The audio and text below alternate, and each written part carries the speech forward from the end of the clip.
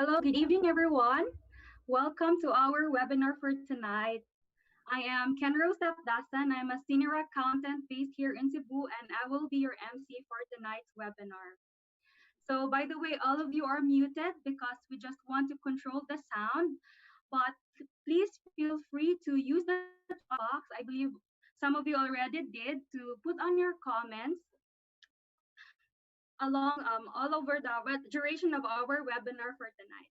So tonight's webinar, by the way, is brought to us by CCG Philippines.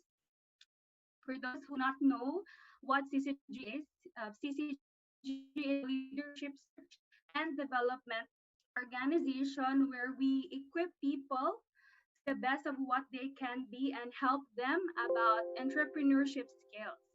So every night, except on Wednesdays, we have 8 p.m. habit. We call it 8 p.m. habit, or we have series of webinars where we talk about different topics and invite some of our successful leaders and speakers all over the country. And this evening, Thursday evening, is our Career Crash course, the Reinvent series. But before we'll go to that main topic for tonight, we'll do some shout outs. We would want to know what you do and where you're from so that we could welcome you to our webinar. So I'll read some of your comments. By the way, we are also streaming live on Facebook and YouTube. So welcome to our viewers in Facebook and YouTube. So I'd like to read some of your comments before we'll start. Rumina says, good evening, everyone. Excited to learn from Cebu City. We have also LJ Tan. Where you're from, LJ? What do you do? We also have Laika from Quezon Province, Delio Nebsan from Baguio City. We also have um, Lilibet Sigampong from Davao. So as we can see, we are from different parts of the country, Luzon, Visayas, Mindanao. So to all the Bisaya, magandang gabi. Tagalog, magandang gabi. To all the Bisaya, maayong gabi. I already forgot what is Bisaya for magandang gabi. And good evening. We also have Beltran of Flaminia Realty from Cebu. Welcome to our webinar. Evelyn Kayublit from Pasay City, Newport.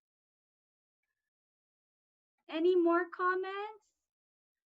We have Dante, welcome. Irma Tabanao. We also have an engineer from Cebu City, Aris Corpus. We have Dr. Ruel Tolentino, surgical oncologist from Quezon City. We have Chanda Uy from Bukidnon. We have Titos Manuel, IT and data privacy practitioner from QC.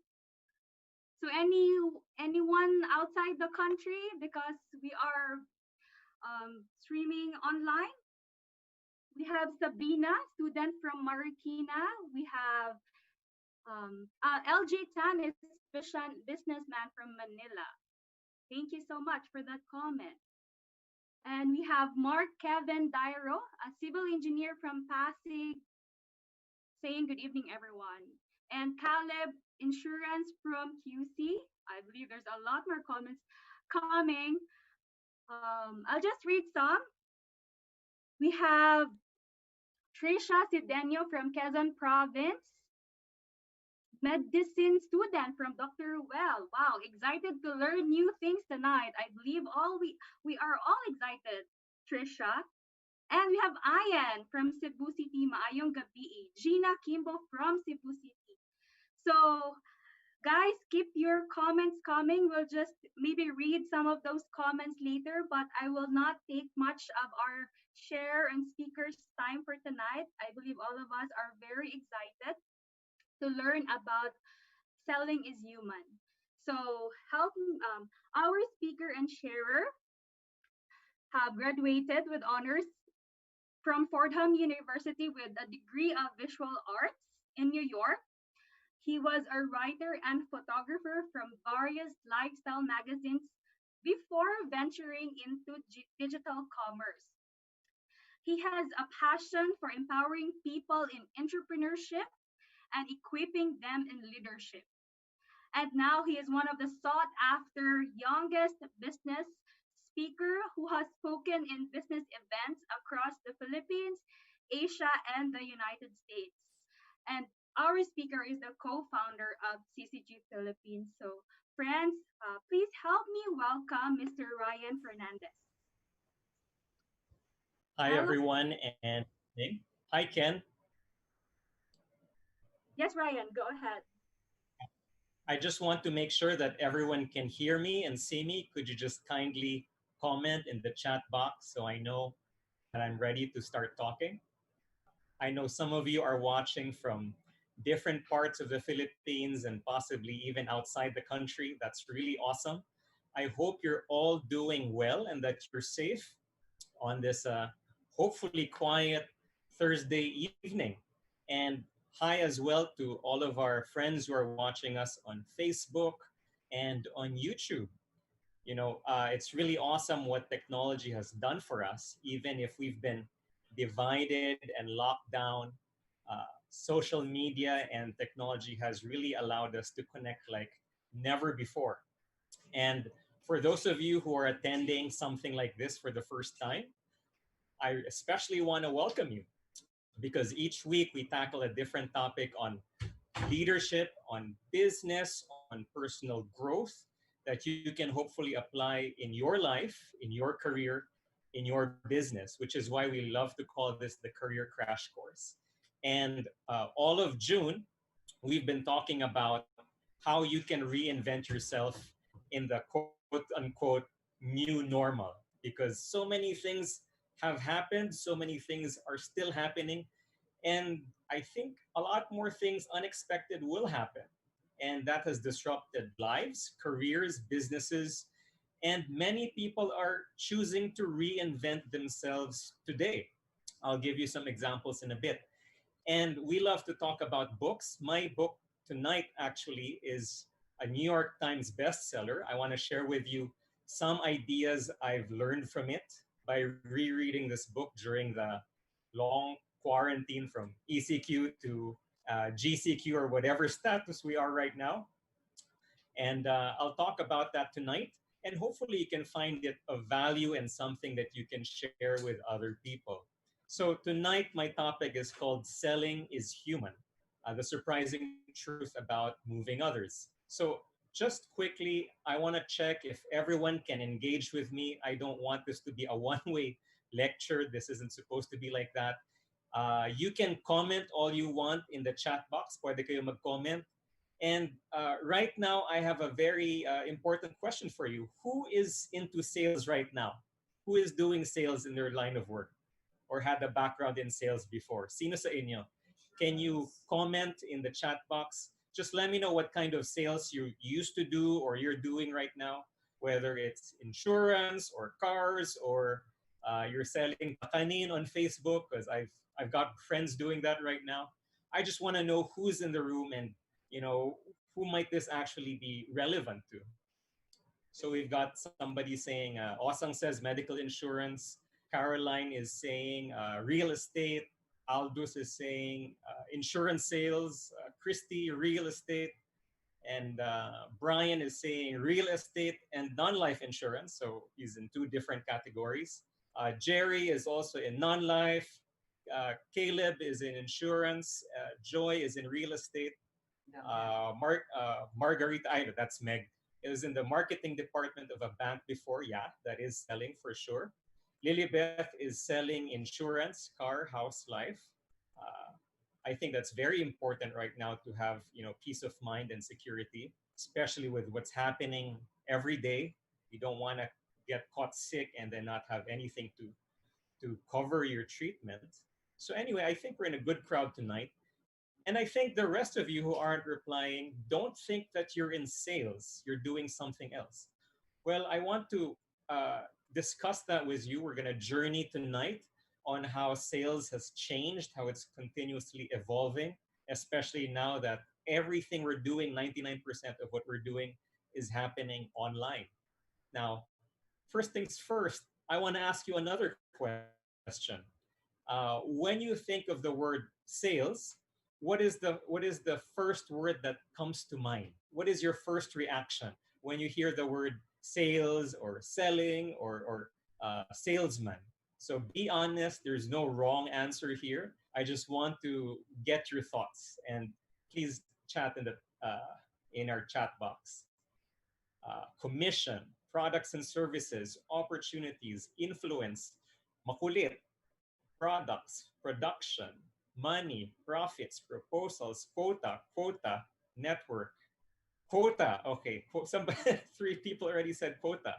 Product selling, referrals. Uh, okay.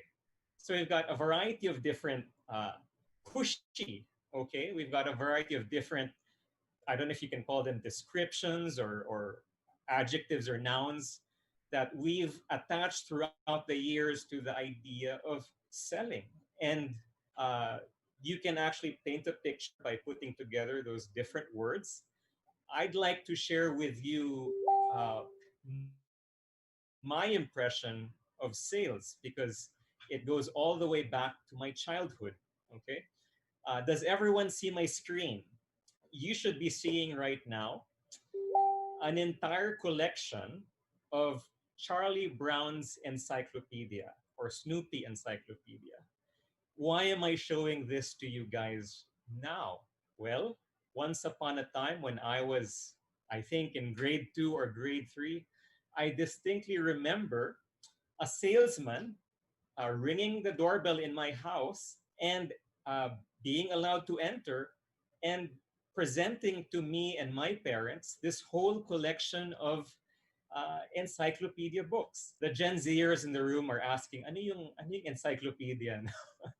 It's what came before Wikipedia and Google, okay? And it was a collection of 15 books on the topic of science, health, nature, inventions, physics. I mean, things that are important to us, science and math and all of that, but taught to me by Snoopy and Charlie Brown. And I remember this because I love these books and I couldn't stop reading them even as I grew up. I don't know where those books are right now. I hope we still have them. I'd love to read them again. But what really struck me there was how vividly and how skillfully the salesperson sold us these books. And that person really did a good job. He didn't just sell us one book or two books, he sold us the entire collection. And he was followed throughout the years by other types of salespeople, people who'd come to our house to sell vacuum cleaners, all sorts of gadgets. There was a time when we bought a bunch of different furniture from traveling salesmen. And then technology kind of changed, and then it became TV shopping, and we continued to buy exercise gadgets and kitchen appliances from TV shopping, and so on and so forth. Now we're in the era of online shopping, especially now because everything is virtual. We can't really go out the way we used to. Suddenly, we have to buy our groceries online. We have to buy our gadgets online. We have to buy our everything online. And one of the things that I want to share with you, I think this needs updating for sure, is that last year, January, according to the Philippine Statistics Authority, PSA, from our population of 109 million Filipinos, 41.4 million were actually employed, you know, gainfully employed. 7.2 million of them worked in the service slash sales sector. Okay, it's the service slash sales sector. So you might be part of that. I don't know, but it's a lot of people. And chances are that means of the 41.4 million who are employed, about between 1 and 2 out of 5 Filipinos who are employed make a living from influencing others to make some kind of purchase, to buy something, whether it's a physical product or a service or an idea somewhere in there. In the States, it's about 1 out of 9, 1 out of 8 Americans. Now, the question is, what about the rest of us? Well, I want to share you some screen caps from my own Facebook. Um, for example, we have a selling page in our subdivision, which is so filled with so many goodies right now. And everyone and anyone is selling all sorts of stuff online. So this is my neighbor who is selling Kaliskis empanada, chicken, flaky, buttery, savory goodness, free delivery. Free delivery. Our village is locked down. We don't allow outsiders to deliver food inside. Hanggang sa gate lang. So people who found themselves without, their traditional livelihood or their traditional business was disrupted, were able to adapt by selling all sorts of other things. So this neighbor of mine is selling empanadas. Another neighbor of mine is selling special espasol ni Lola, first come, first serve basis. Almost every day I get to order from one of my neighbors some kind of lutong bahay. It's so yummy. We don't need to have, Food Panda or Grab food delivered to us. We're self-sufficient in a way. This is in our Viber page. We've got neighbors who are now selling shield masks, face masks, kids masks, quesong puti cheesecake. I think I'll try this tomorrow. It looks so good. Ube queso de bola cheesecake for Father's Day. Chilled cheesecake using ube halaya and queso de bola. Okay? Wow. So if that's not getting you hungry, you may not be a human being. I'm just kidding, okay? But so many people have shifted. I want to share this page. This is a page called Good Pata, where they cook crispy pata, as you can see. This page was actually set up by my cousin and his wife during the lockdown. His wife works for one of the big airline companies. He works for the sister company that's in real estate. Their livelihood kind of changed during the lockdown. Thank God they're resuming things, but they decided, you know what, we have to be creative. So they decided that, hey, one of us is good with cooking, another one is of us is good with marketing. Why don't we sell crispy pata? Okay.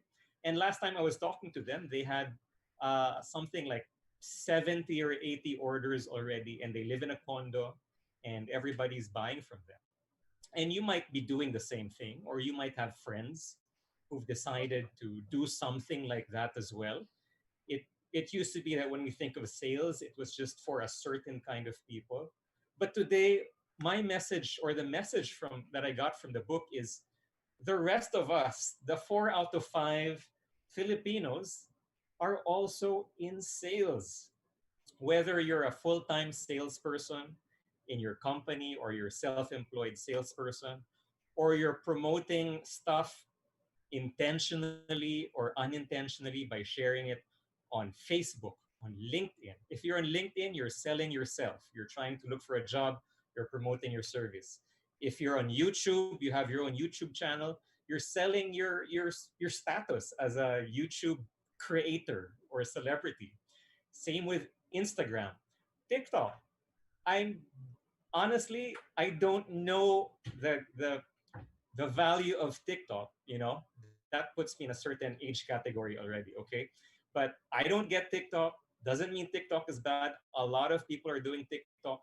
What is the point of TikTok? Well, I guess you just have to research it. But people have so many followers. It's like the next big thing, or it is the new big thing. And whatever way that you communicate with other people, whether you're selling a product, you're pitching an idea to your boss, you're trying to get your coworkers to agree on something, you're a parent and you're teaching values to your children, you're a teacher and you're trying to teach kids. I used to be a high school teacher. That was my first job after college. I was teaching English in one of the private schools here in Manila. Or you're a doctor, and I know we have some doctors watching us tonight.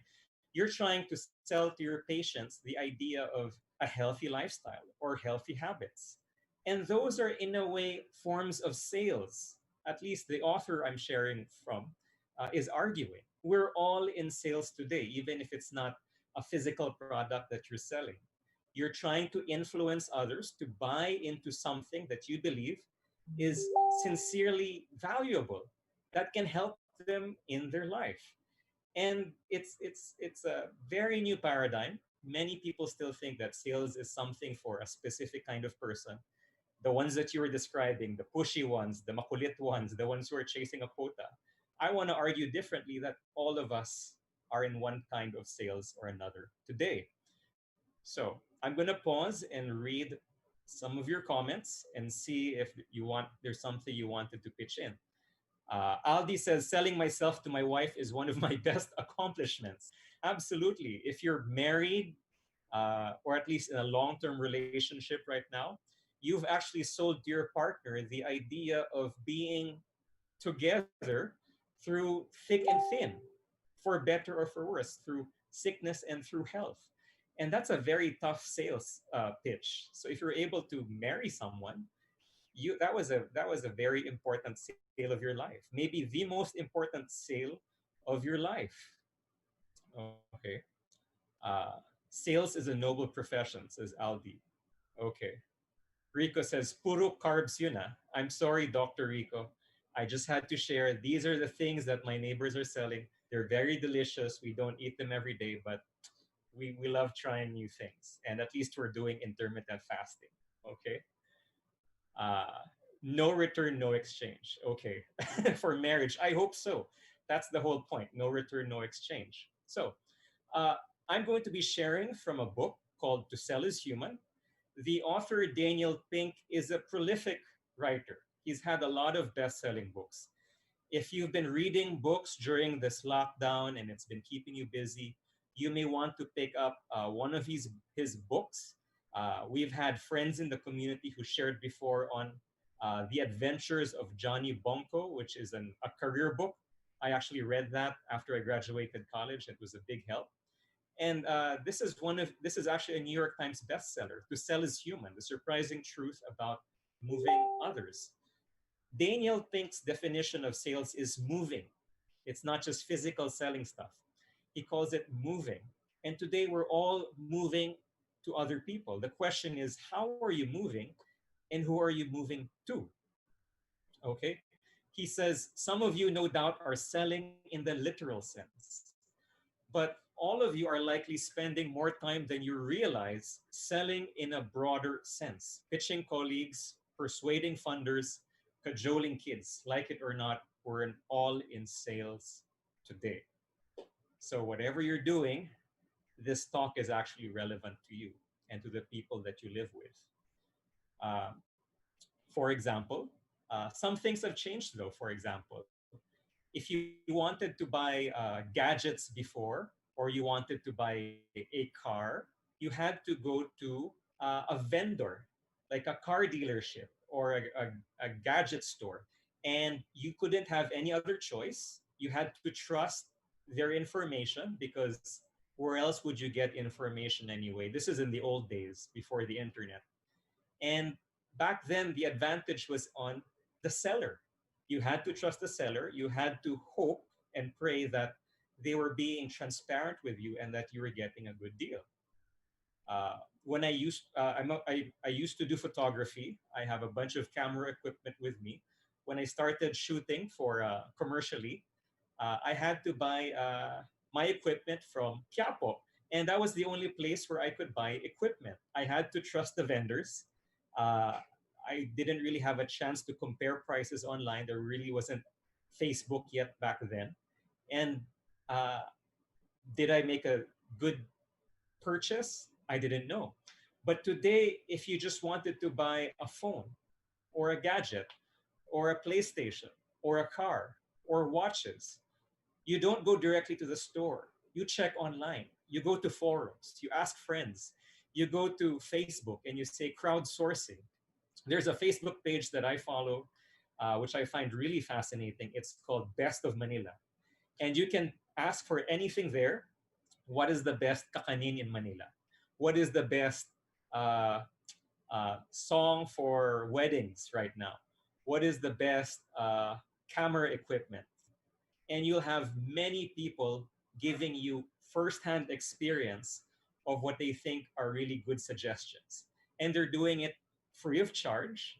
They're not there to sell you something, well, usually, and they're just there to contribute to the community.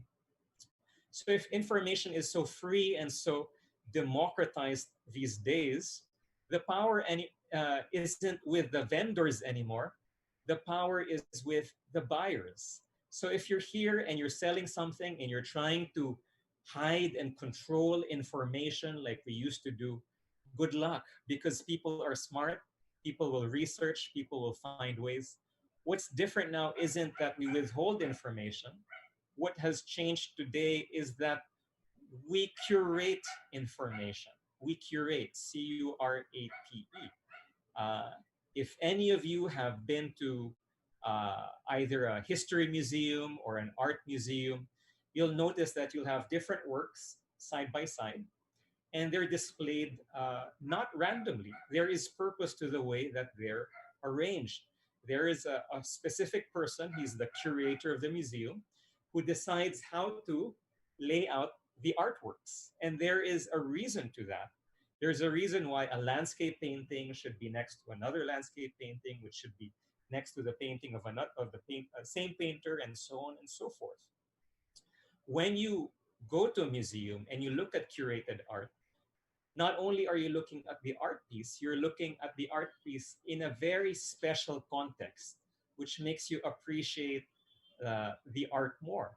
My degree was in visual arts. We went to so many museums. We had to analyze so many artists, and we learned so much that not only is it important to have good art, but to actually lay out it in a very important way. Siva Devaki, who is an IT CEO says sales is not about selling anymore, but building trust and educating. And today, that's what we're doing. We're curating information. And what I want to share with you is some of my key takeaways from the book. You may agree with it, you may not. It may make sense to you, it may not. But I'm sharing from this, and I learned so much, and hopefully, you'll decide to pick it up or at least go through the YouTube of the author and apply it in whatever that you do, and hopefully walk away being better for it.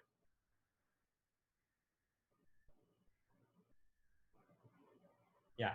So one of the main ideas that we're going to talk about tonight is the ABC of sales. There is a movie in the US, I forgot the name, but it's about a salesman, and what he teaches in the movie is the ABCs of sales. And the ABC means always be closing. Everywhere you are, if you're a salesperson, everyone you meet, everywhere you find yourself, you need to be opening your mouth, you need to be talking, you need to be selling to someone. That kind of killer, uh, cold-blooded instinct from that movie. If some of you know that movie, uh, Osang says Jerry Maguire, very close, but not Jerry Maguire. It has, um, gosh, I forgot his name. He's a very famous actor. Anyway, you can research it. What Daniel Pink is sharing is that that was the old ABC. He is sharing with us now a new ABC, something that's applicable today because of social media, because times have changed. Wolf of Wall Street, says Caleb, close, but maybe it was mentioned there, but the first time it was mentioned is in a movie from the 90s. So it's a much older movie. But if someone can find out, that would be awesome. I'm completely blank. Okay. Alec Baldwin, yes. Yes, Puela, the movie with Baldwin. I think they're in real estate or some kind of sales, and he's like their top boss, and he's very aggressive. He's very unforgiving. He gets angry with his people, and he says on his chalkboard, "Always be closing," and that's changed.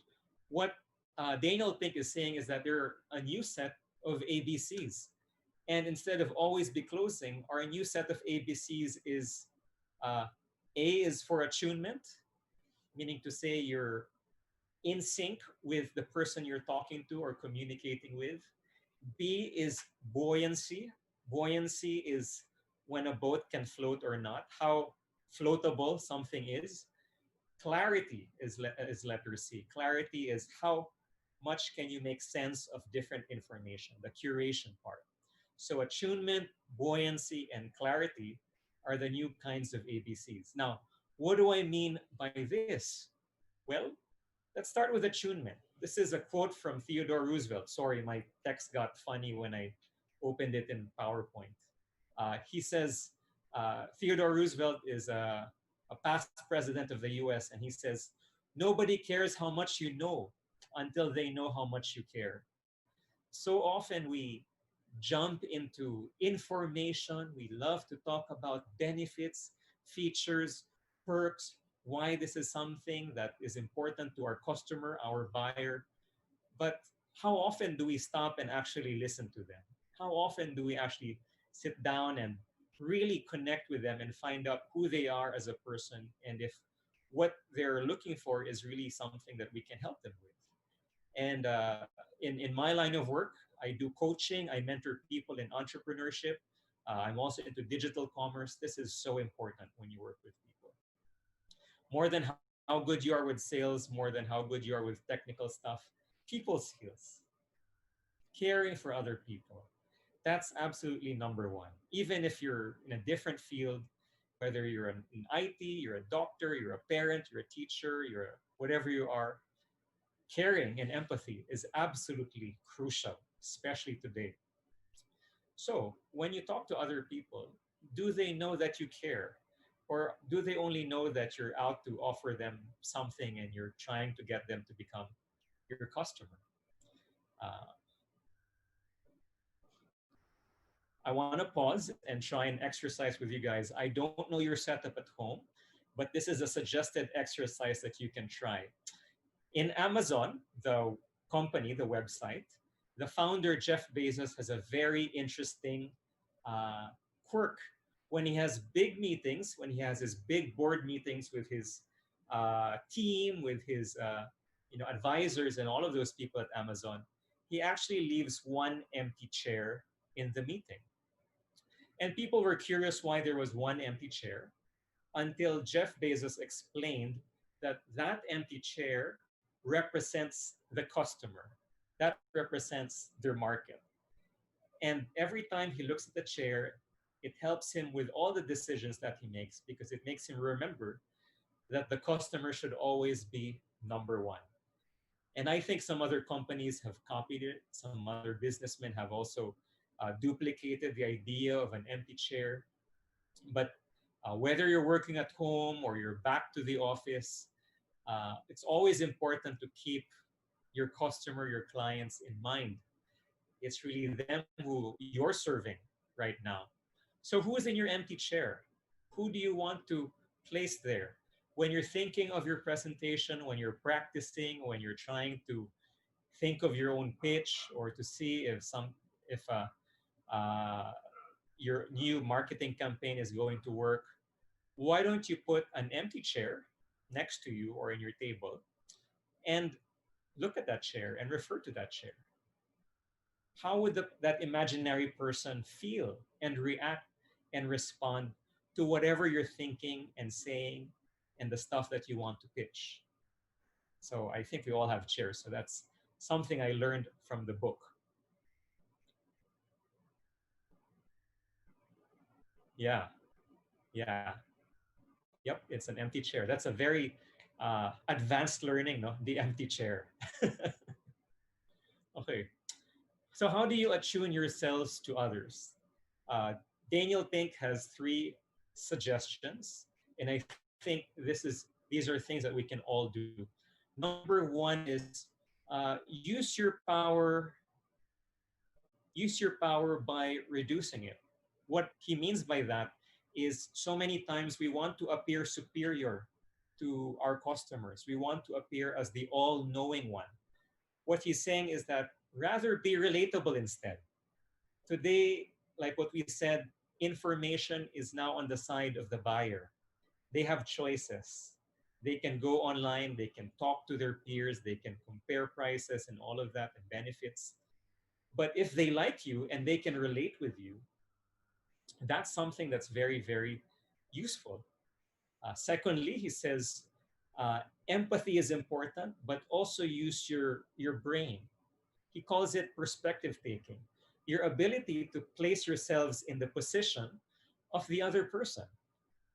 When you're offering something to your customer client, are you just thinking of your next pitch, your next rebuttal when they contradict you or they have a uh, nanghihinayang sila or they have something contrary to say, nanggigigil ka lang ba to say your next rebuttal? Or are you really listening and trying to put yourself in their shoes? A third thing that he's suggesting is to mimic strategically. I put the icon of a monkey there because it made me realize, remember the old saying, monkey see, monkey do. And I found this interesting because sabi niya, in science, in social science, uh, when you begin to mimic what the person you're talking to is doing, eventually, uh, subconsciously, your brain wavelengths in a way begin to align, and the person begins to think of you as somebody in his side because you're beginning to act like him. So before the lockdown, I used to have a lot of coffee meetings and talking to people. Uh, if they drank from their coffee, sometimes I'd also drink from my coffee. If they crossed their legs, I'd also cross their legs, my legs. If they leaned, I would lean. Not each movement, huh? But just very subtly and occasionally. Uh, and just strategic mimicry. If I'm talking to a lady and they applied lipstick, I will not apply lipstick. That's one thing I can't emulate. but it just lets you know that it goes back to a very instinctive primal level, the way that we connect with others. Before we started talking, before we started evolving to talk, our monkey brains, our lizard brains were engineered to relate to other people just by body language. Isn't that fascinating? Now, we won't go into the whole topic of power poses tonight. That's a whole different story. But another thing that I did not learn from the book, but I found very important when I talk to people, especially for the first time, is the concept of form. FORM. Form. Now, what is form? Form are four things I want to talk about with a new person to show that I'm interested in learning. It helps me keep track of what I know about the person. Form F is family. So, ilan kayo sa pamilya, pang ilan ka, ilan ba kayo magkakapatid, panganay ka ba, bunso, nasan yung nanay mo, things like that. And I think us Filipinos, we're so chummy when it comes to asking about family. Always occupation. So what do you do? Anong line of work mo? You're a doctor pala. You're a call center agent. You're a financial advisor. So that sort of things. R is recreation. So what do you do during your spare time? Because well, right now every day is spare time, you know. But when you're not working, what's your passion? What keeps you busy? Oh, I love watching Netflix. Oh, I love gardening. Oh, you know, I'm just focused on my kids. I love teaching my kids new lessons. Maybe that's their recreation. M is mission. What are the things that matter to them besides career? Maybe they're passionate about the environment. Maybe they're passionate about animal rights. Maybe they're passionate about a certain circle of people in society that they want to be able to promote and uplift and take care of. So I find out that when I talk about form and I talk about them, subtly they begin to realize that you know what, it's nice being heard for once. It's nice being able to say my side of the story and have somebody listen. I don't do it to manipulate. I just use it as a handy guide to keep track of the things which are important to other people. So that's just me. You might have some other kind of uh, code or cheat sheet that you use, but for me, that's been super, super helpful. So B, we're moving to letter B. B is for buoyancy. How long should you try until, says Jim Rohn. And some of you know of Jim Rohn. He's another writer. But think of buoyancy as a boat. Think of yourself as in that boat. And one of the big fears of people when it comes to sales is rejection. Daniel Pink says that when you're in sales, you're not in a pond of rejection. You're often in an ocean of rejection. You'll encounter a lot of no's in your career. And uh, if you're, can you comment right now if you feel that rejection is one of your worries in sales? I want to find out. If you feel the same way, please comment. Personally, it's been one of my biggest fears growing up. I've always been afraid of people saying no to me because I always felt it as a very personal rejection of myself. But you know what? Uh, it's just a matter of perspective. And Daniel Pink has some suggestions to help us bounce back from rejection. In fact, the faster you bounce back, the bigger your career will be, the bigger your business will be, not just in sales, but in life in general, because we'll all encounter rejection sooner or later. The person who avoids rejection really is the person who will have trouble growing because it's just part of life. Uh, Marie says the feeling of nothing being able to close the sale. Yep. Nessa says yes. Arwin says not so much. Good for you, Arwin. Caleb says yes. Ken says yes. Juricel says yes. Aldi says yes. Yeah. Uh, Someone's asking, is this a free webinar? Yes, this is actually on YouTube and Facebook Live as well. So rejection is a very important topic that he talks about. I heard of a saying before, successful people are never down. They're either up or getting up. So they're rising back to the occasion. And oh, my text is kind of weird, but I hope you can read through that. I'll just say it out loud. Here's my second exercise for you, and maybe I'll pause for 2 minutes to let you process it. Grab a piece of paper right now, or on your phone, have your notepad or whatever open, and write yourself a rejection letter.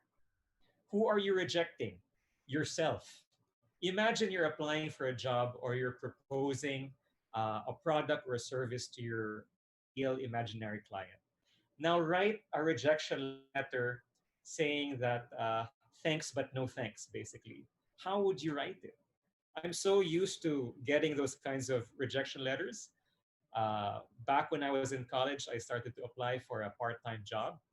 And I had so many dreams. I applied for an animation company. I applied for an art gallery. I applied for a language school. I applied for a babysitting part-time job before. And a lot of times the returning letters, if they ever returned at all, went something like, after careful consideration, or we regret to inform you, or we had many qualified applicants, but, or however. If you've been sending a lot of resumes, you're quite familiar probably with this kind of generic reply, and you can tell, ups, this is actually, they're turning me down. So I want to give you 2 minutes to just write down a very simple rejection letter to yourself. Masaklap ba? Baka may hugot pa yan. Write down the reasons why you're rejecting yourself, for whatever reasons those are. If some of you would like to share them, kahit 2 sentences lang, you can actually type it in the chat box, and I'll zip my mouth for 2 minutes and let you type or write away. And let's see what some of you have written.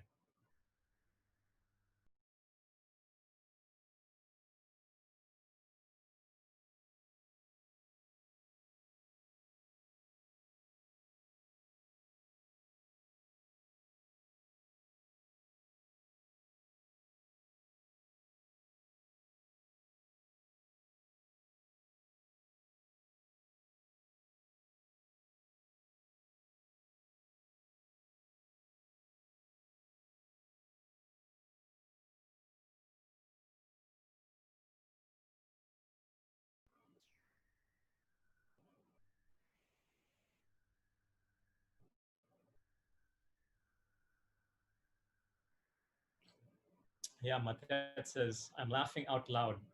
Yeah, it sounds silly, and it will be silly, but uh, to prepare yourself for being rejected by others, according to the author, try out and reject yourself first. Okay. Uh, no reason to be extra mean to yourself, but just make it believable, however that means to you. So, yeah, Trisha says, I'm sorry to say that you didn't make it to the list of our blank. Yeah, that's a good template. So, whether you're applying for a job or school, we've all been there. Some of you are maybe thinking, rejection letter from a loved one. uh, let's not go there. Pero masakit, no? Masaklap. LJ says, he remembers Jack Ma's KFC story. Yeah, there are a lot of rejection stories from successful people. Jack Ma is one of them. Imagine that. Imagine if Jack Ma was accepted to KFC. Would he have invented Alibaba? We don't know. Walt Disney was also rejected. Uh, I think Oprah Winfrey was rejected at one point. Many famous people actually encountered a lot of rejection. Uh, if someone here is a Harry Potter fan and can tell me how many times J.K. Rowling was rejected for her story ideas before pumatok yung Harry Potter, uh, yeah, Aldi says, it's not you, it's me. That sounds like something from a romance movie. Caleb says, thank you for showing interest with us. Unfortunately, we cannot accommodate you right now due to the current situation. Absolutely. Sometimes it has nothing to do with you, but more to do with things you beyond your control.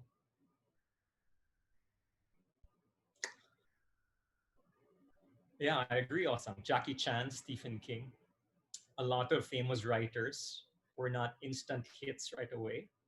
They went through a lot of rejection. Yeah, Puella says, sorry, you did not meet whatever criteria. When you already do, please come back and apply again. Isn't that the most, safe answer? Yeah. I'm glad you guys are game to do this. I tried writing a few for myself and I felt so hurt. And I was like, how dare I reject myself? Okay.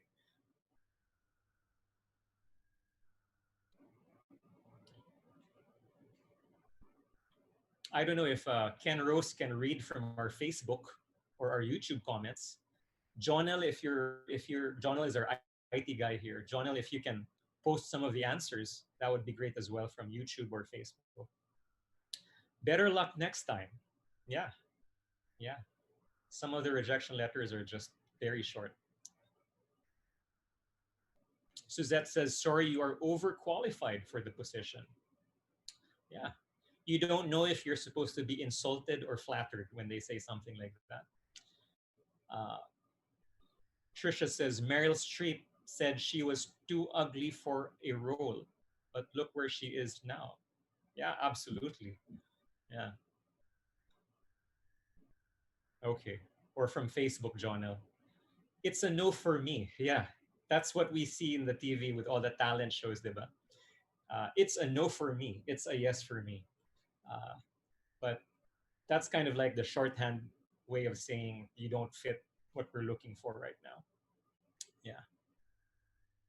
And the nice thing is that I think there are many examples as well of people who kept their rejection letters, even if they became wildly successful, they kept their rejection letters and they used that as a way to drive themselves, to remind them to never give up. Aldo says, sorry, you are too handsome for the role in an advertisement. Yikes. Yikes. You are too handsome. What a curse. Hard to be you, Aldous. Okay. Thank you for everyone who put in their answers. You can continue that at your own time and make it even longer.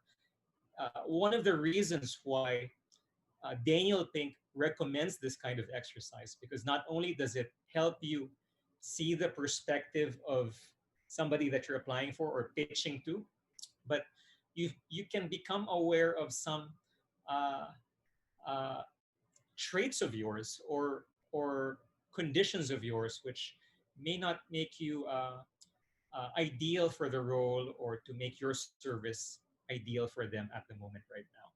Yeah. So it's a bit of reflection. Yeah.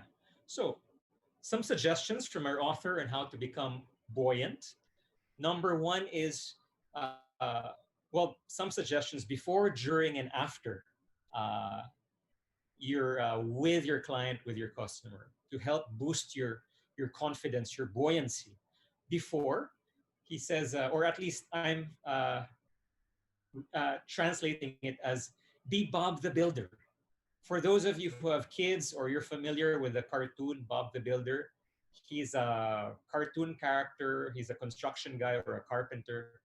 And each episode, he is asked to handle all sorts of construction projects. It's a show for kids. And his tagline is, can we fix it? Can we fix it? What Daniel means by this is that usually what we do to pep ourselves is say, you're the best. You can do this. You're amazing. You're this. You're that. What he's suggesting is that also ask questions like, uh, How are you going to succeed? How are you going to get them to say yes? How are you going to uh, win them over this time? He's suggesting those questions because not only does it build you up, but it forces you to think of solutions, if that makes any sense. The second one is during, is to have a healthy dose of positivity. I think we all understand why he says this. He actually has a ratio of positive to negative. I won't talk about that anymore, it's too technical. But he says, make it healthy, meaning to say, don't be overly, positive in the sense that you're in fantasy land and if someone says no, it's going to crush your dreams. Okay, have a healthy dose of positivity. Uh, in my business community, we talk about expectancy, and expectancy is different from blind faith, wishful thinking. Expectancy is having a good attitude that whatever things turn out to, whether now or eventually, as long as you persevere, you're going to get what you want. It's a numbers game. Finding the right people is a numbers game. Finding the right prospects is a numbers game. And the only way that you can lose is when you quit. So as long as you don't stop finding prospects, tuloy-tuloy pa rin yan. So don't quit. And thirdly, his third and last suggestion is the importance of self-talk. How are you with talking to yourself afterwards when you've been rejected? So somebody said no to you, somebody turned you down, whether politely or impolitely, if you felt that way, and you're feeling down. We're human beings, so you feel down. Ask yourself three questions about your situation. Is it pervasive? Ibig sabihin, paulit-ulit ba to? Are people keep on saying no to you? Number two, is it permanent? Will it permanently ruin your chances, your life, your well-being? And third, is it personal? Did they say no to you because of who you are as a person, or is it merely because they don't need your service right now, or they're not looking for a product like yours right now? So answer those three P's. And if your answer is, well, no, sometimes I get clients, sometimes I don't, then you shouldn't feel bad. Is it permanent? No. It's just one client. It's just that. There are more out there. Is it personal? No. They were just not in the market right now. So that should give you some perspective and help you bounce back from a rejection. And that's something that I found useful in my business as well. Here's an example. There are people, and I've been guilty of this. When I get rejected, the script going through my head is, this is all my fault. I can't sell anything to anyone, and it will never get better. Who has ever felt that way before? You felt like uh, you were so bad at sales, you could not sell ice to somebody living in a desert. Okay, something as silly as that. Uh, it feels like you are just this incapable of selling even to the easiest person. We've all been there, most likely. Now, his suggestion is switch that kind of frame and say these kinds of statements instead. Not this time, maybe next time. They just weren't in the mood today, but not everyone will feel that way. And lastly, they aren't rejecting me at the moment. They just don't need what I'm offering right now. Isn't that important these days? There's so much negativity in the world. All you have to do is scroll through the news, go through social media. Many of these things are basically beyond our control. But one thing that is always 100% in your control is how you react to things. Your choice, your decision to react to bad things happening to you and to your life is 100% in your control. If you choose to make it a part of a negative script, you're completely right. If you choose to make it part of a positive script, you're also completely right. So you're right anyway. So it's up to you. So why not choose to think positively? Let me pause and read some of your uh, comments. Nanette says, for me, rejection is the most challenging part in sales. Will not stop trying, never give up. Yeah. Matet says, after I made an assessment of myself to work longer on my job, I rejected myself in working so very hard. It is not worth it to reject myself to work longer hours. I'm glad you're seeing that, Matet. Suzette says, I am singing Bob the Builder. I don't know the theme song, but I'll look it up on YouTube afterwards. Chad and Jovi are saying, we regret to inform you that after a careful consideration, you have not been able to make it in our short list. Yeah. Suzette is saying, powerful word, next. I love that. Next. If someone says no to you, next. And Nanette says, seven habits. Yeah, yeah, absolutely. Let's move on. We talked about A, B. We'll talk about C naman. C is for clarity. Robin Sharma, who is an author, says, clarity precedes success. How will you know uh, where you'll go if you can't see in front of you? You need to have clarity. If you're in the Philippines and you want to fly to the US, you need to have a game plan. If you live in Manila and you want to go to Cebu, well, maybe not now kasi lockdown, but if you want to travel, you need to have clarity of how you'll do that. And that's a very important part of sales as well, or moving others. If you have clarity of purpose, if you know your why, if you know the why of the product or service that you're representing, it's easy to express that because you live it, you breathe it. Here is my third and second to the last exercise. I told you I wanted to make it interactive. Actually, this is something that you can do afterwards. But if you're ever overwhelmed with information, Daniel Pink suggests finding the 1%. What do I mean by this? Uh, for example, uh, Apple computers. There are so many ways of describing the benefits and features of Apple. The it has this many gigabytes, it's sleek, it weighs this amount of pounds, it is this thin, the color display is this many colors, the memory is like that, the cloud storage is like this. You can describe so many details about Mac. But you know what Mac's slogan was for a very long time and why they were such a big hit in the US and around the world? Their slogan was just one phrase: think different. Think different. They could have talked to people about their benefits, their features. They did. That came later on. But their message to everyone, and the one that they wanted people to remember, was think different. If you're if you're part of the 1%, you're the renegade, you're the rebel, you're the genius, you're the outsider, you're the outcast, you're the misfit. You want a Mac. A Mac represents you. That was their slogan for a long time.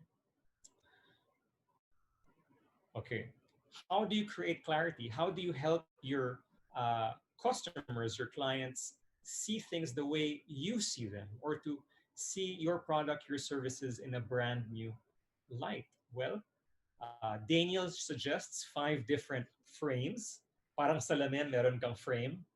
Here you can help them wear 5 different kinds of eyeglasses or contact lenses so that they can suddenly see things differently. So I'm going to share with you these 5. I don't have much time to go through everything. But for example, you have the less frame. Did you know that the more options you give somebody, the more overwhelming it is and the more difficult a decision it will be for them to choose something, to make a choice? They'll have analysis paralysis. If you sold them 20 different kinds of Coca-Cola, good luck. How many types of Coca-Cola do we have? 3, something like that. IT people, how many types of Lenovo or uh, um, what are the other HP laptops do we have? A bewildering amount. How many types of laptop does Apple have? They have MacBook, MacBook Pro, MacBook Air. That's it. Tatlo lang. Okay. Uh, I forgot the story, but in another book by Malcolm Gladwell, I think it's uh, Outliers. I may be wrong, or David and Goliath. He talks about why there are so many different kinds of mustards, but in most shelves, only one type of flavor of ketchup. And that tells you a lot about people's feelings about certain things. Uh, the less you give, the better. Number two, the experience frame. Uh, when we love sometimes to talk about features and benefits, yung nitty-gritty na mga services natin. What he suggests actually is that people like experiences. We're human beings. We're visual people. We like to imagine things. So if you're selling a car, you can talk about your car's features to death to your customer, or you can help him imagine how it feels to be riding in that car. Oh, the seats are so comfortable. The leather, very nice. Uh, it's such a nice car that you'll never hear the engine swabbing siya. The steering is so smooth, and it's like you're floating on a cloud. That's helping people with an experience instead. The label frame. I call this the self-fulfilling prophecy. When you give a label to other people, chances are they will conform to that label. So if I were to call on our MC Ken Rose and tell you, you know what? Ken Rose is the best MC that we've ever had in our webinars. She's cheerful, she's eloquent, she's very professional, she's such an excellent communicator. Guess what? Ken Rose is going to try and fit into that frame, into that category. She'll try to fulfill that prophecy. So if you're trying to uh, uh, tell your client, you know what, I've worked with, you remind me of some other people that I used to work with or who've I've serviced before, and you all strike me as very kind, very discerning people. You're focused with your family. You want the best for them. You're conscious about your finances. You're very responsible. Uh, People like you, I know, are very good with investing in the right things. Let me help you understand how you can do that here. So chances are it makes them feel good and they're going to try and act it out. Number four, the blemished frame. I've heard this so many times. The saying, it sounds too good to be true. Has anyone received that kind of remark from a prospect or customer or client? Interesting, but it sounds too good to be true. It's the skeptic in all of us. And what Daniel is saying is uh, nothing is perfect. Obviously, nothing is perfect. Some things are close to perfect, but nothing is perfect because behind everything is a person, and people are, we're not perfect. So, what he suggests is instead of perfection, go with transparency, a little bit of transparency, and share one, besides the good things that you're offering, share one little quirk, one blemish, as he calls it, that's part of your product or part of your feature. Uh, uh, this laptop is really top of the line. The performance is nothing like you've ever seen before. This is perfect for people who like to be able to edit cutting edge videos, and do excellent graphic design and all of that. But to be honest, it's not for everyone. Uh, the price point is really for people who are serious about their craft. You're transparent, you're leveling with them, you're managing their expectations, and if anything, the person you're talking to might feel like you're protecting them, you're helping them out instead of trying to get them to just go along with whatever you're saying. And the last frame he's suggesting is the potential frame. I've been watching a lot of Netflix during the lockdown, at least when I have time. And I've been watching a lot of stand up comedy. And one of the ones I've been watching is Jokoy. Have you been watching Jokoy, on Netflix? funny guy, a lot of Filipino humor, and I just find it really entertaining, and not for kids though, but very entertaining guy. I noticed that when it comes to Jokoy and to other of the younger comedians, the way that they're pitching them is Jokoy, he's gonna be the next big thing, or this comedian, uh, uh, he's the greatest act you've never heard before. What does this mean? People are more interested with potential and promise than accomplishment. Knowing that something or someone is the next best thing or will become popular soon, it feels like you have insider knowledge and you'll be first in line. So, for example, if you've been watching mga talent shows, whether Filipino or from the US, America's Got Talent, Filipinas Got Talent. Some of you might be fans of some underdogs. You were cheering from them from the very beginning, and it just feels good when that underdog suddenly becomes famous, breaks out, and you can say, "I knew this person would succeed. Sabi ko na nga ba, patok to." And it feels like you were with them the whole way. You had a buy-in in that. So same thing, potential. Uh, People like the idea, the notion that they might be part, or they can participate in what's going to be the next trend or the next big thing, or something that's rather than something that all of its success has already passed them by. Okay, I'm not saying that's bad, but what we're talking about is just perspective about helping people see things in a different way. Yeah, like a promising star, says Matel. Absolutely. Ian says it's a great tip. Aside from edifying accomplishments, we can also edify potential. Absolutely. Some of you know the concept of edification. It's no different. Edification is when it's a biblical term, you promote other people rather than promote yourself. Because psychology wise, do people believe you when you promote yourself? Ken Rose did an amazing introduction for me. I could never do that for myself. Ew, yuck. Who am I to sound like that? But she can introduce me properly, and I can thank her and promote her at the same time. And that's something that we practice in our business community, the art of promoting other people instead of binubuhat mo yung sarili mong bangko, if that makes sense. Yeah, edification. Yeah, one of the things I found very useful when you want to empower other people, promote them in front of a third party or be the third party. Okay, we're gonna move along. Have an exit, sabi ni Daniel Ting.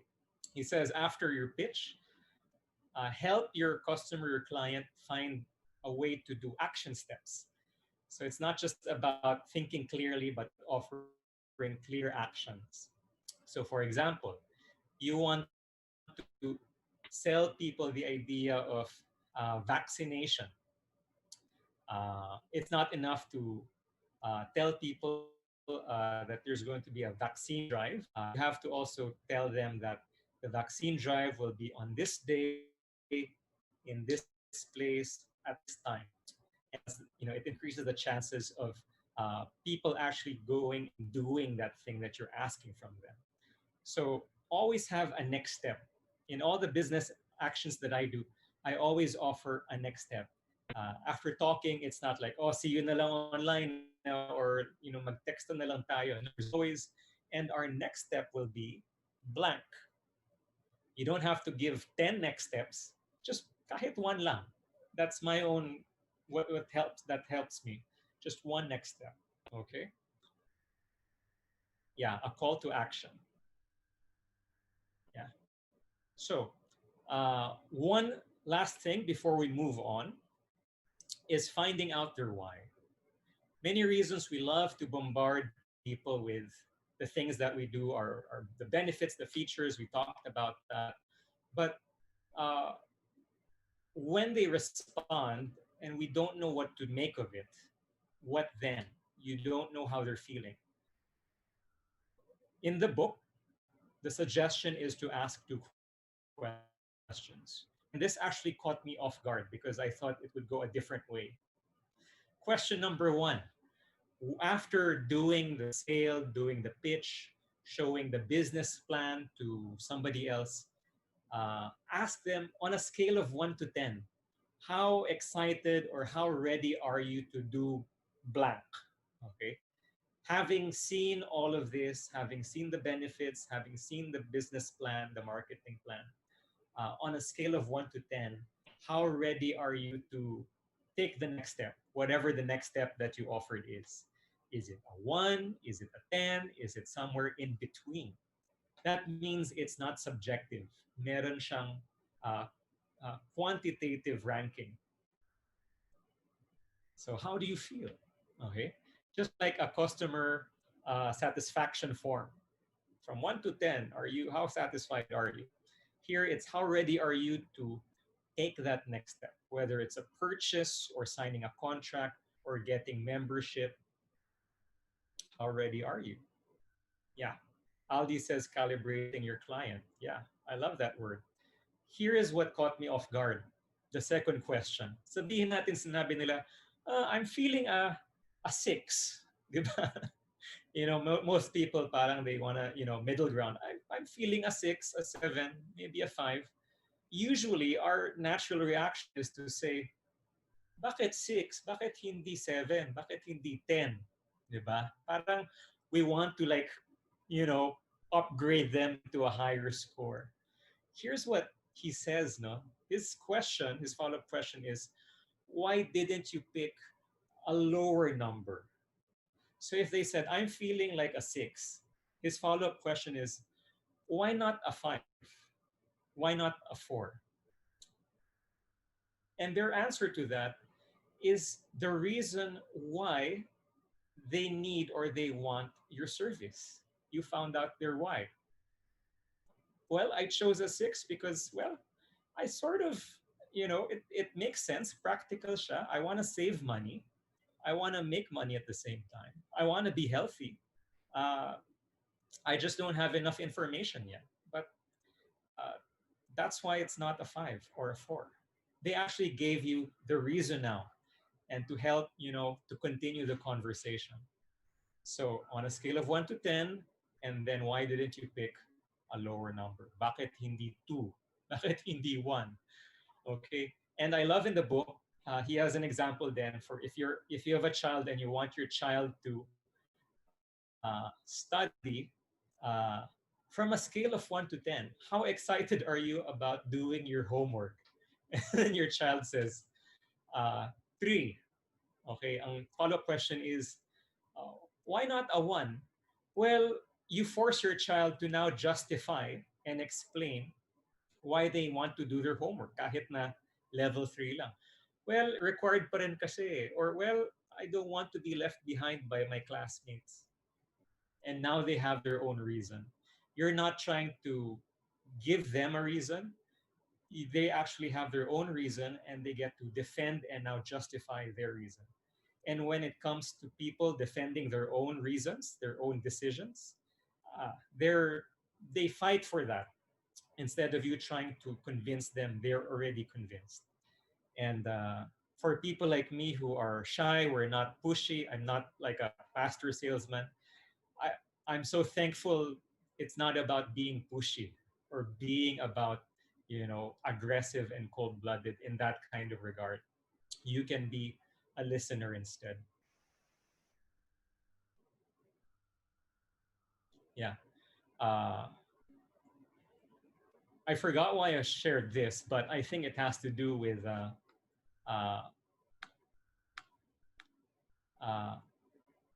helping people take action steps. Yeah, that was it. For example, did you know that Starbucks has a secret menu? There are items that aren't in their menu that you can order. And you can go Google online. You just type Starbucks secret menu and you will find all sorts of items like unicorn frappuccino or birthday frappuccino. It's color pink, it's color rainbow. And it's not on the menu, but you can ask them to make it for you. And they have written there how you can do that. So just an example of action steps. Okay. Uh, we're gonna move past na ABC and move on to some other things. No? One myth that uh, Daniel Pink likes to debunk is the myth of being an extrovert to become a good salesperson.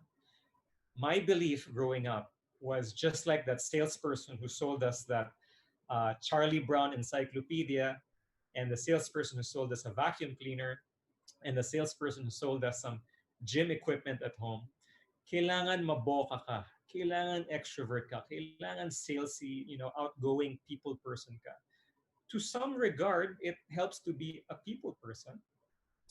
But here's what Daniel Pink found out by talking to psychologists and to social scientists.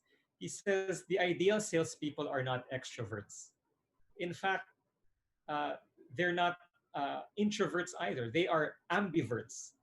Kung spectrum siya, if it's a spectrum, one side is really extroverted, the other side is really introverted.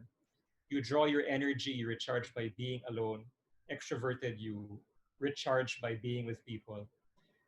There are ambiverts, people who are somewhere in between the spectrum who can go both ways. You can adapt. You're comfortable around quiet people. You can manage with talkative people. You're okay with parties. You're okay by yourself. You can adapt. And I think that's a really, uh, really uh, surprise to me because I really thought that you had to be like the aggressive salesy kind of person to become successful. This reminds me of a friend that I have who she's quite she's not a complete introvert.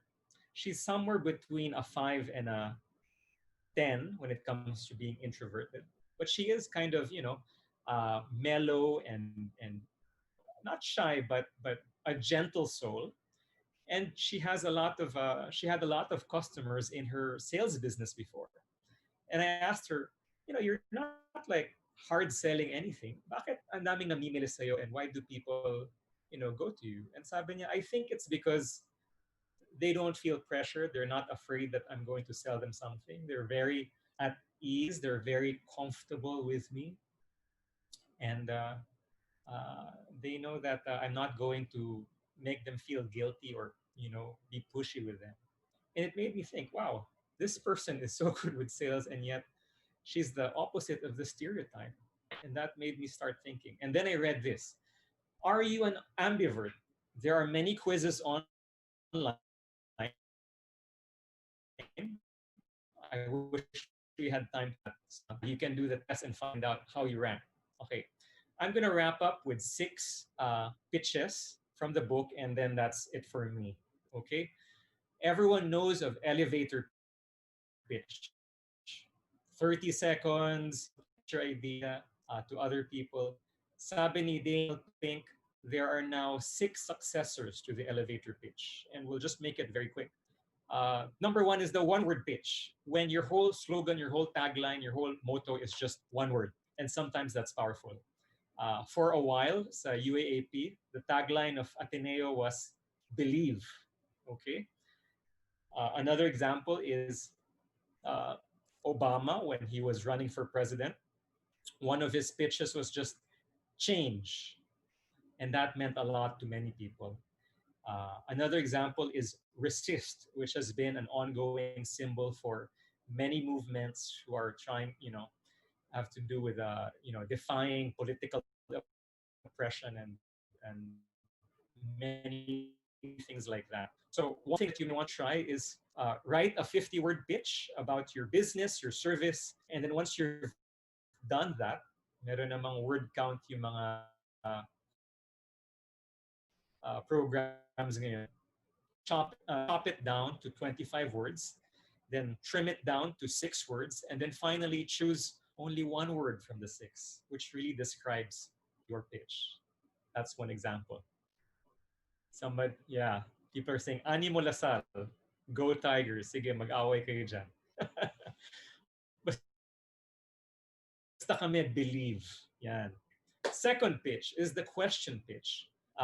This is something that I've come across occasionally my example, that presidential debate, the two people who are debating, one of them asked the audience, "Are you better off now than 4 years ago?" Napaisip yung mga tao, and that's how he won the elections. That was Reagan, so it was a long time ago. Another pitch is from a news show in the US. For a long time, this news show started by saying something like, it's 8 o'clock. Do you know where your children are? It went something like that. So it was so catchy. It was part of, pop culture back then. And I'm sure there are Filipino examples. And if you have some ideas, feel free to share. So use this if your arguments are strong, or better yet, find some new arguments. Number three, the rhyming pitch. Okay, mahilig ang mga Pilipino sa ganito. Kailangan nag-rhyme palagi yung mga pitch na, yung mga slogan natin. Come elections. Uh, Rhymes are helpful, actually. They help our brain, because when we rhyme, somehow the processing of our brain, it's easier for our brain to process things. It's more fluid. So in the US, there was a, a much quoted saying from a trial case of a murder, see O.J. Simpson. They were trying to see if he is an athlete from the US, a celebrity. If he was the murderer of his wife, there was a remaining glove in the crime scene. Ang naging tagline noon was, if the glove doesn't fit, you must acquit. And it was so successful, it was so catchy, he got acquitted.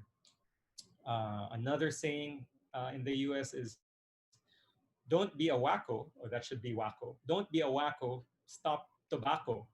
And when I was growing up and in school, they were trying to teach us to eat healthy. It's a science class. They taught us go, glow, and grow. I don't know if you ever encountered that, but uh, for kids, we were taught that there were certain vegetables and fruits that would help us go, get energy, glow, like, have better complexion or something like that, and grow. So ask yourself, when you have food in front of you, is it food that will help you go, glow, and grow? Uh, are there local examples? Definitely. You can share in the chat box any examples that you have. Let's get it on, Pansit Canton. Yes, it's more fun in the Philippines. Yossi Kadiri. Yeah, I was thinking that. Yossi Kadiri. Number four, the subject line pitch. Everybody's received email. This is it, Pansit. Yep, that's another one. Uh, there are certain, what he means by this is that there are certain small taglines, subject lines in your email that the moment you see the subject line, the subject headers of email, you're curious enough to click it, whether it's actual email or it's spam, but it gets you curious. Um, for example, uh, here are 5 ways to lose weight, something like that, or uh, 8 ways to get a client. I get a lot of newsletters like that from different websites, and they always go with lists. So he says 3 things which will help people read your email: utility, practical yung topic, yung subject. Pangalawa, curiosity, find a way to get them, to be curious about what they're going to read. And third, how will it benefit them? The top 3 secrets to wealth creation. Yep, things like that. Number 5, this one I really love, because for many of us, we're children at heart. It's the Pixar pitch. What was the last Pixar movie that you watched? Type it in the chat box. I want to know. Maybe you've been watching Pixar movies during the lockdown. He says that every Pixar movie is basically the same. The script, the storyline, they're always the same. And it's that kind of standard template which makes Pixar movies magical and special and memorable to many of us, whether it's Toy Story or Bugs Life or uh, uh, Cars and Up, Nemo. Every Pixar story starts this way. Once upon a time, blank. Every day, blank. One day, blank. Because of that, blank. Because of that, blank. Until finally, blank. Okay? What is in the blank? That's you to fill up. Here's an example from Pixar. Somebody said Finding Nemo. Finding Nemo's story, part one, goes something like this. Once upon a time, there was a widowed fish named Marlin who was extremely protective of his only son, Nemo. Every day, Marlin warned Nemo of the ocean's dangers and implored him not to swim far away. One day, in an act of defiance, Nemo ignores his father's warnings and swims into open water. Because of that, he is captured by a diver and ends up as a pet in the fish tank of a dentist. Because of that, Marlin sets off on a journey to recover Nemo until finally Marlin and Nemo find each other, reunite, and learn that love depends on trust. And that, ladies and gentlemen, is Finding Nemo. If you've never watched the movie, I am so sorry. I just spoiled it for you. But does everyone see? This is the story of Finding Nemo, and it fits perfectly into that template. And he says the same thing for Up, for Cars, for The Incredibles, for Toy Story. It's all the same. So what's the point here? You can make your own your pitch based on the Pixar template. If you're going to present to an audience, if you're going to present to a client or to your boss, to your colleagues, you have a presentation, you can make it something along these lines. Once upon a time, uh, the founders of my company got together and they decided to create a business opportunity. Every day, they were thinking of ways to build that opportunity until one day they realized that they should be empowering other people in business. Because of that, they created a whole line of goods and services to help other people be in business for themselves. And because of that, um, their business grew into a multi-billion-dollar company that's 61 years old and counting, until finally it's reached all around the world and it's helping impact lives in a very positive way. And that's the beginning of a story from Pixar. No, that is the story of one of our partner companies, actually, and it fits perfectly into Pixar. Okay, so during your spare time, whatever you're doing, try to maybe play around with this. Also for Star Wars, also for Disney. Yep, yep, absolutely. And lastly, it's the Twitter pitch. So this is the sixth and last pitch that uh, Daniel Pink talks about. Short, sweet, easy to retweet. That's Twitter for you. Gone are the days where you can write essays long about your product or in an email. People want things bite-sized and they want things shareable, share-worthy.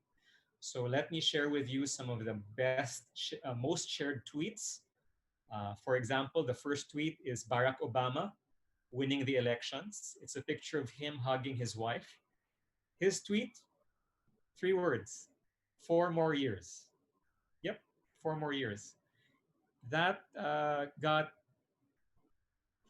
568,000 likes and 900,000 likes from other people. Anyway, I know it was in the millions, but um, yeah, Twitter, kasi for those who don't use Twitter, Twitter used to limit you to 140 characters. Now it's 200 characters. So in that kind of limit, you need to be able to say something catchy, something that people will remember and want to share. Another one is something from a few years ago from the Oscars. If only Bradley's arm was longer, best photo ever. And then it has a groupie of all of these celebrities. Alam ko, ginaya na yan ng maraming mga Pinoy celebrities, no? 3.4 million people retweeted this. Yep, 3.4 million. The third one I found very fascinating. We can't read it, it's in Japanese. The guy is Yusako Meizawa. He is a billionaire in Japan. And what did he post? He posted that if you reply to his tweet or reshare his or retweet his post, the first 1,000 or 10,000 people or something like that, 100 people, he's just gonna give like $1,000, just as like a social experiment. And you can see 4.51 million people started to retweet this, hoping that they could get a piece of his wealth. And I think today his posts are still one of the most retweeted posts in Twitter history. You don't need to have a Twitter tweet worth millions and millions of followers and posts. But what if you could share a message that's very simple, very elegant, rather than something that's very long and clumsy? So those are his six pitches. Tamang panahon, yeah. Yeah, that kind of hashtag got really used a lot. Okay. We're wrapping up now, and with all of these things that we're sharing, one thing that Daniel Pink wants to remind people: this is what it means to serve, improving another's life, and in turn, improving the world. When he thinks of sales, he thinks of it as serving, as service. Uh, if you're thinking of sales and your perspective is, how am I going to earn from these people or this person? How am I going to earn from my friend? Sabi niya, that's the wrong perspective. You should be thinking instead, how can whatever I'm doing, whatever product I have, whatever service I have, whatever opportunity I'm representing, how can that sincerely help the lives of the people around me? And when you have that kind of attitude, that kind of mentality, that you really want to help other people instead of benefit from them, then you it carries across. It feels different, and people can sense that because you have joy, you have enthusiasm, you have an uplifting spirit, and those things are infectious. Okay, those are infectious, and people sense that and they feel that, and they want to be with people who can also lift them up. So in anything that you do, even if you're selling bibingka, even if it's just, Lola's Relleno, if you can do that with joy, and you think that you're actually spreading joy and helping other people, then you're actually serving and you have the right heart for what you're doing. So as we wrap up, I want to leave with you three questions because this is very important. Tonight might be finished, but our webinars happen nightly, and you'll want to stick around and find out what's happening tomorrow evening. I've got three questions for you. Number one, how will you now apply what we talked about tonight? How will you apply it in what you do? Second question, in what ways are you moving or influencing others today? Maybe you're sharing funny memes you're actually selling. Maybe you're sharing cooking recipes with your friends. That's also selling. Maybe you're resharing or retweeting somebody else's business. You're also selling. And last question is, what if, what if you could earn from helping others make the right decisions?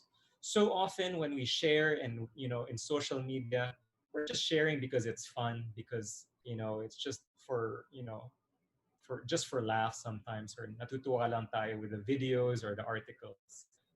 But what if by sharing certain things you can actually benefit the lives of others sincerely, and that could actually become a business for you? So I'm getting ahead of myself, but that's going to be a topic happening tomorrow evening. I'll let Ken Rose talk more about it, but I'm so happy to have shared some things that I read from this book, reread it. This is going to be a third time I've read this book again. And wherever you are, whatever you're doing, I hope you stay safe and you take care during these times. And hopefully, when things are back to normal, whatever normal means anymore, we'll get together and talk some more. So maraming salamat, and back to you, Ken. Wow, that was really a wonderful and engaging discussion we have with Ryan. Thank you so much for sharing to us what you learn about the book and for engaging us audience through your exercises. And people are really learning a lot this evening. Thank you so much. By the way, if you're here for the first time, we would also want to welcome you. And there's a lot to learn tonight. And if you want a recording of this, if you want to rewatch it and digest some things that Ryan shared, your friend could give you the link for the recording of this webinar. And by the way, just sharing that we are 153 people attending tonight's webinar all across Zoom, FB Live, and YouTube, not including those watch parties that our friends did. So wow, we are so pumped out tonight. But this is just the beginning, guys and friends. May want to check as our next webinars. Um, Tomorrow, we invite you to our Bouncing Forward Opportunities in a Time of Crisis. Ryan did mention about a business that he is engaged, a digital commerce business. So if if you are interested to know more about being in business during this pandemic, then we invite you tomorrow's webinar, Bouncing Forward. Next week, I will just promote ahead our next book talk, our career crash um, talk series, the last part of the Reinvent series. This is also a bestseller book from James Clear, Atomic Habits. And I would like to ask our sharer, Coach Ariel Dries, to share something about the book and what are we going to expect next week. Sir Ariel, can you share a little bit? Unmute, unmute. Okay. Hello, can you hear me? Yes, sir. Okay. Good evening, everyone. Ryan, a fantastic talk. Galing. I learned a lot. And you did a lot of justice to the book of Daniel Pink. Well, Atomic Habits is one of the. It's one of the books I didn't read. I actually devoured the book. Actually, I ate it up, and I'm still crunching on it. And right now during this pandemic, I would consider it to be one of the most productive times in my life because I'm actually applying the many things that this book is teaching. James Clear is an absolute genius of trying to dissect how habits can change one's perspective and one's future. Basically, they say you are you are what your habits are. Here's the big question: how can I change my habits? I don't have willpower. Well, I have news for you. You don't need willpower too much. Actually, sabi niya, you don't need willpower. You know what you need? Environment design. Okay? But I won't tell you. It's environment design, environment engineering. And you may want to really check it out. And I'm really excited about the book. As you can see, um, today our business is growing is because of this book. Of course, among other things, but this is one of those that I am applying today. I hope you catch our book review next week. I will give you my take and my reflection on Atomic Habits. If you want to change your path, you want to change your future, it's not because I'm special, but because the different teachings in this book are so key, very simple but very key. And it doesn't require talent or ultra giant willpower. Okay? And I hope you see you there. That's it. Again, maraming salamat. Thank you, Sir Ariel. We are really excited to know what is environment design. So, friends, this is a free webinar brought to you by CCG. So you can ask your friend or do some screen cap of the Atomic Habits webinar next week. And again, we would like to invite you tomorrow for our Bouncing Forward webinar. On a scale of 1 to 10, how excited or interested are you to know more about CCG and become a business owner during this pandemic? So again, thank you, Ryan, for sharing your heart and passion tonight. So guys, this has been a wonderful evening with you. Stay safe. Thank you and good evening. Bye. Thank you, Ken. Great job. Thank you again for the opportunity. See you tomorrow night. Yeah, see you. Sila auntie. Ano, wala, tawag ka.